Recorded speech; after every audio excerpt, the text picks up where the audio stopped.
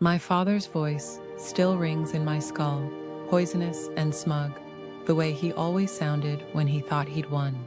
Spencer Realty is worth over 100 billion now. Elara, hand the company to your stepbrother. The moment you marry, everything becomes Marcus's anyway.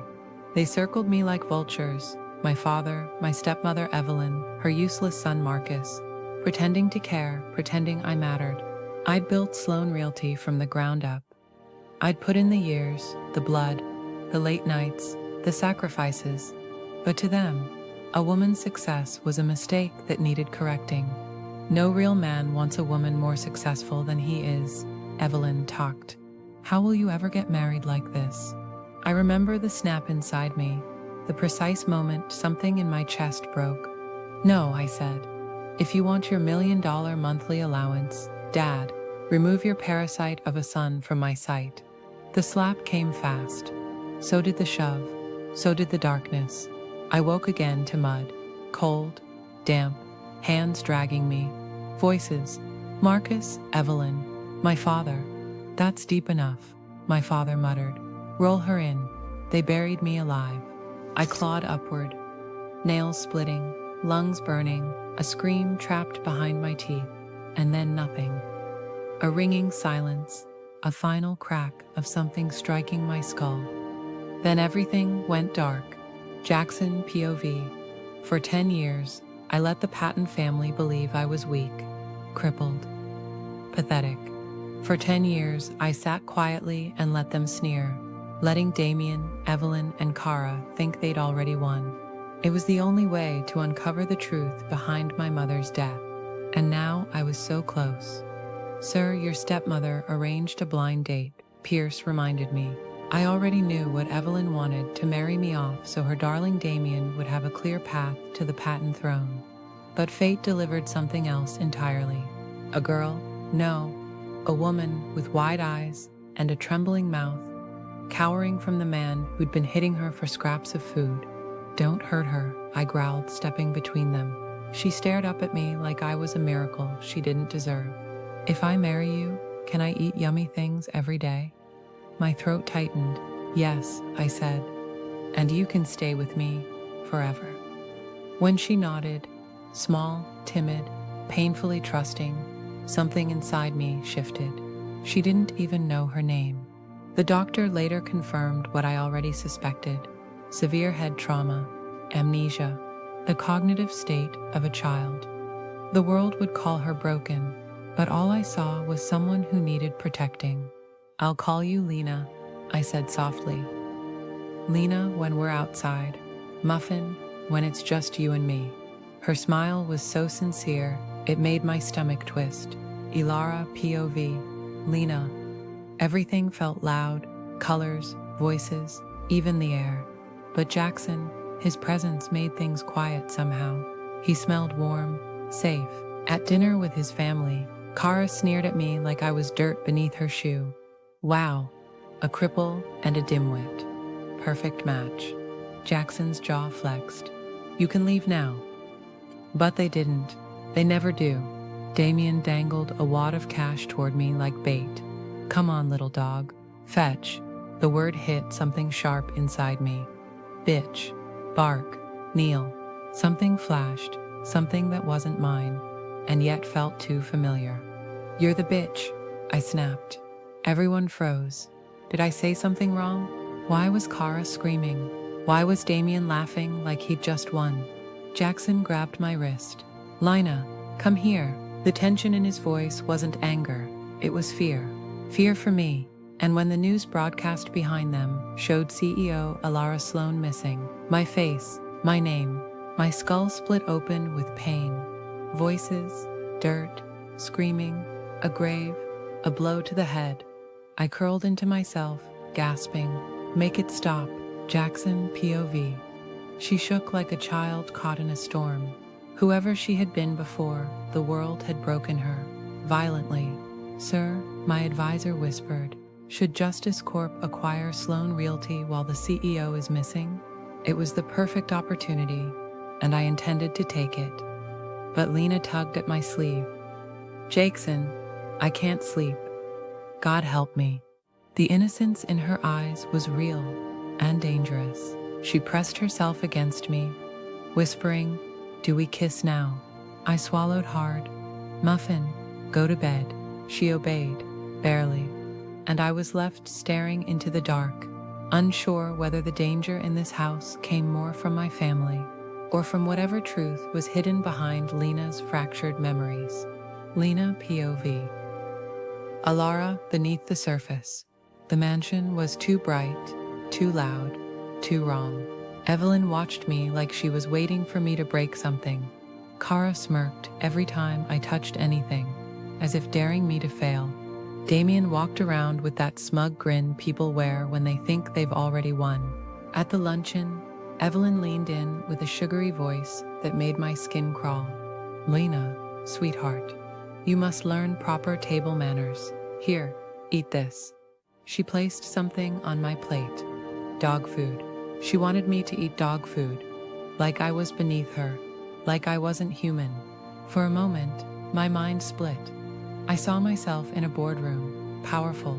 I saw my signature on contracts. I saw a skyscraper with Sloane Realty gleaming from the glass. But then the memory cracked apart again, dissolving into static. Evelyn tapped the plate. "Go on. Good girl." That word again. Girl. Dog. Bitch. Something inside me snapped. "You first," I said, pushing the plate back at her. Her face twisted. Kara gasped dramatically. Damien looked like he'd just discovered a new way to torment me. But Jaxon, he stood up so fast his chair crashed backward. "She is not your pet," he growled, "and you will apologize. Now." Evelyn's smile wavered. I saw panic, real panic flash through her eyes. Somehow Jaxon frightened her, and that made him even safer to me. "I'm sorry," she choked out. Bianca, the maid, whisked me away to clean up. I would have been grateful if not for the way Evelyn followed, pretending to hover, pretending to care. Inside the vanity room, Evelyn leaned down, gripping my shoulders harder than she should. "You need to listen, girl," she hissed. "Tell me everything Jaxon does, who he meets, what he says." My heart thudded. "Granny wants me to spy?" She shook me. "Exactly." "No," I whispered. "Spying is bad, and you're not nice." Her nails dug into my arm. I whimpered. Then the door slammed open. Damien froze. "Mom, what did you do?" "She attacked me," Evelyn shrieked. This idiot threw herself at me. Lies, lies dripping from her mouth like poison. I opened mine to speak, but a sharp pain spiked in my skull. A memory, a name. My name is not Lena, I am. The pain swallowed me whole. Jaxon, POV. The moment Bianca told me Lena was missing from the vanity room, I felt something cold wrap around my spine. "What do you mean she's gone?" I asked, already rolling forward faster. Evelyn folded her arms, her face a mask of offended innocence. "Jaxon, she's not a child. She probably wandered off." But something in her tone, too composed, too controlled, sent every alarm bell in my body ringing. "If anything happens to my wife," I said quietly, "you are responsible." Her eyes flashed. "Are you threatening me?" "Yes," I said, "I am." Damien pulled Evelyn back before she could explode. "Mom, not now." We searched. Hallways, bathrooms, the garden, nothing. Then a scream echoed from the east wing. Lena stumbled out of a storage closet, dazed, her hair messy, her eyes unfocused. "Muffin," I breathed, lifting her carefully. "What happened?" She shook her head. I don't know. My head hurts." Damien smirked. "Probably tripped. She's always falling. Get used to it, Hot Wheels." Something in me broke. Before I knew it, I had Damien pinned against the wall, one hand gripping his collar, the other holding his own gun, the one his idiot wife left in her purse. "You ever insult her again?" I whispered. "This bullet goes inside you." His mockery vanished. Good. I carried Lena out myself. She clung to me like I was the only solid thing in a collapsing world. Lena POV. My head felt like a beehive. Everything buzzed. Everything hurt. But Jackson's arms, they made the world quiet. Back at the house, he tucked me into bed gently. "Rest, Muffin. I want to help you," I whispered.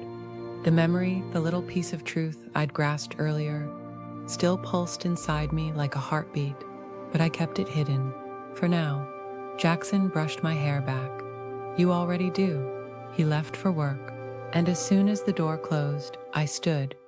Because I wasn't Lena. Not really. I was Elara Sloane, CEO, survivor.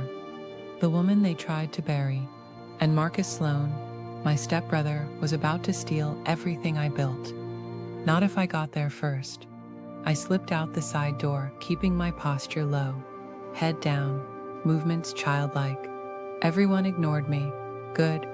Justice Corp's downtown tower gleamed ahead like a metal spear. Inside, Marcus was already wearing my office like a second skin. He thought I was dead. Perfect. I moved silently down the executive hall, staying in the edge of the camera's blind spots. My body remembered things I didn't consciously recall. Then I heard them. Marcus, my father, Evelyn, all of them, talking about announcing my death tomorrow. They buried me. They stole my ring. They took my empire. My jaw locked, my fingers curled into fists. I would take all of it back. But then, hey, you there? One of Marcus's guards spotted me. I ran. Footsteps thundered behind. Voices shouted. My breath came fast, my skull pounding. I turned a corner and hit a solid chest. Large hands steadied me. "Lena." Jackson's voice was low, dangerous. "What are you doing here?" His eyes scanned my face, then the hallway full of men running toward us. He stepped in front of me. "Back off," he growled. Marcus pointed at me. "That woman stays." Jackson's jaw flexed. Not a chance. I clutched Jackson's sleeve, torn between fear and the overwhelming urge to scream my true name. But I couldn't. Not yet. Not until we had the upper hand. Jaxon POV. Marcus Sloane stared at me like he was king of the world, and he thought a handful of security guards could intimidate me. Pathetic. "I'm becoming CEO tomorrow," Marcus bragged. "Her company becomes mine. Her empire becomes mine." He jabbed a finger at Lena like she was a stray cat. "That woman stays with us." I stepped fully in front of her, steel in my voice. "She stays with me." Marcus scoffed. "Your cripple act is cute, Jaxon, but you don't scare me." He didn't know. No one in my family knew. I wasn't crippled, not anymore. I'd been hiding the truth for 10 years while digging into my mother's murder, and now the truth was a blade in my hand. The guards lunged. In one motion, I stood and drove my elbow into the nearest man's ribs. Another swung a baton. I caught his wrist and twisted until he screamed. Lena gasped behind me, but I kept her shielded. Marcus stumbled backward, paling. "You can walk?"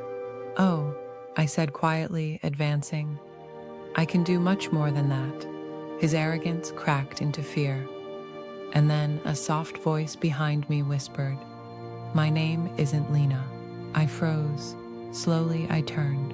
Her eyes, usually soft and lost, were sharp now, focused, and painfully familiar. "My name is Elara Sloane," she said. "I am the CEO of Sloane Realty, and they tried to kill me." Marcus, Evelyn, and my father paled as if they'd seen a ghost. In a way they had. Elara POV. Saying my name aloud felt like dragging myself out of a grave a second time. But I said it. I claimed it. I wasn't Lena. I wasn't Muffin. I wasn't a lost girl stumbling around in the dark. I was Elara Sloane. And these people, my father, my stepmother, my stepbrother, had buried me alive to steal everything I built. Evelyn staggered forward, shaking her head. No, you're dead. We buried you. You tried," I snapped, "but you failed." Every memory came back in a violent rush. The shove, the blow to my head, the dirt in my mouth, my nails scraping the coffin they put me in. I smelled blood and soil every time I blinked. Damien stepped in front of Evelyn and Marcus, trembling but furious. "You don't belong here, bitch." Jaxon moved in front of me instantly, ready to strike, but I touched his arm. Let me handle this. I stepped toward Damien. He laughed, but I saw the tremor in his jaw. What's wrong, Elara? Still stupid? Not stupid, I said. Just patient. Before he could react, I kneed him in the groin, so hard he folded like wet paper. Jaxon stared at me, startled. Remind me never to make you angry. Marcus tried to run. Jaxon caught him by the collar. You're not going anywhere. Jaxon POV. She wasn't Lena anymore. She stood tall, sharp, powerful. Elara, the woman they tried to destroy, was still alive. Alive and burning. Security burst into the hallway. Marcus tried to bark out orders. Arrest her. She's trespassing. No, I said calmly.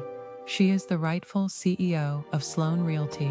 I pulled out my phone, already dialing my legal team. Secure every document proving her ownership, and initiate proceedings against Marcus Sloane, Evelyn Sloane, and George Sloane for attempted murder. Marcus choked. You wouldn't? I would, I said. And I will. My father, George, the man I once admired, lunged at me. You think you're strong now, Jaxon. You're still nothing. I caught his wrist mid-swing. No, I said. You're nothing now. The officers took him away, screaming. Evelyn clawed at the air. Damien, do something. But Damien was still on the floor, groaning. Elara stepped in front of Evelyn. You told everyone I was weak, she whispered. You underestimated the wrong woman. She lifted her chin. I'm reclaiming everything you stole. Evelyn spat at her feet. I should have made sure you stayed buried. Elara didn't flinch. You'll get plenty of time to think about your mistakes. In prison. Elara POV. When the last of them were dragged away, the hallway fell quiet. My knees weakened. For the first time since waking in the dirt, I let myself feel the terror, the grief, the betrayal. Jaxon caught me before I fell. Easy, he murmured. It's over. Is it? I whispered. They'll come back. People like them always do. No, he said firmly. I won't let them near you again. I pressed my forehead to his chest. His scent, warm cedar, grounded me. You protected me when I didn't even know my name, I whispered. You protected me too, he said, even when you didn't know it. We stayed like that as the dust of our enemies settled around us. Finally, Jaxon cupped my face gently. You know, he murmured, I still owe you a proper introduction. I laughed softly. Elara Sloane, CEO, survivor. He smiled. Jaxon Patton, pretended I was crippled for a decade. Turns out I'm very not crippled. I snorted. I noticed. His gaze softened. So, what do we do now? I leaned into him, feeling us both breathe the same air for the first time. We rebuild, I said, together. And us? He asked quietly. Us. We start now,